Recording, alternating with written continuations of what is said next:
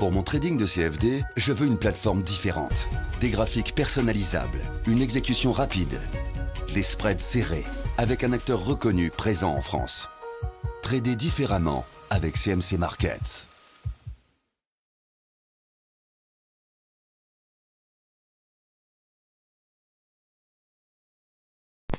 Bonsoir, voici l'analyse technique du CAC 40 pour le 22 mai.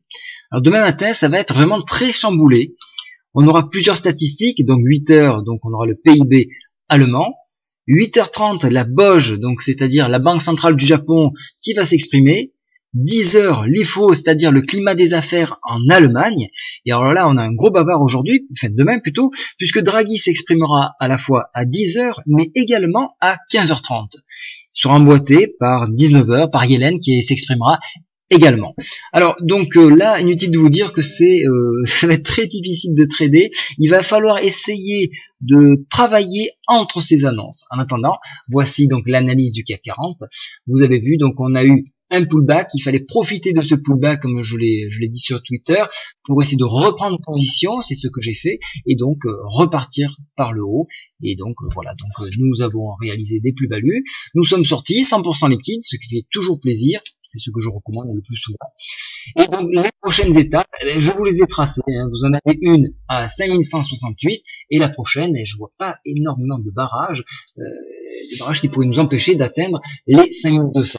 Avec le plafond ici, il y a un sommet en pince, donc là sur ces niveaux, c'est-à-dire à 5256, puis la fameuse fourchette en hausse, qui correspond au 100% de retracement Fibo à 5223.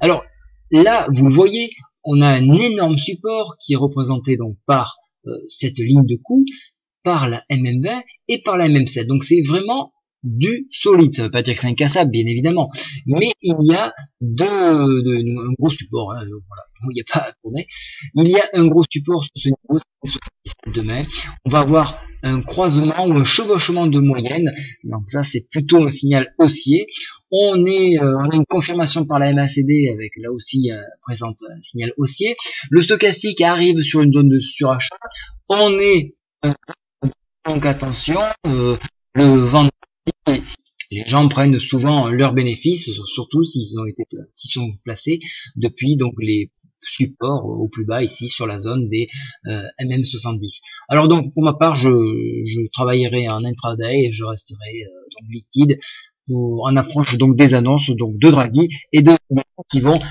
balader les cours, notamment pour le dollar.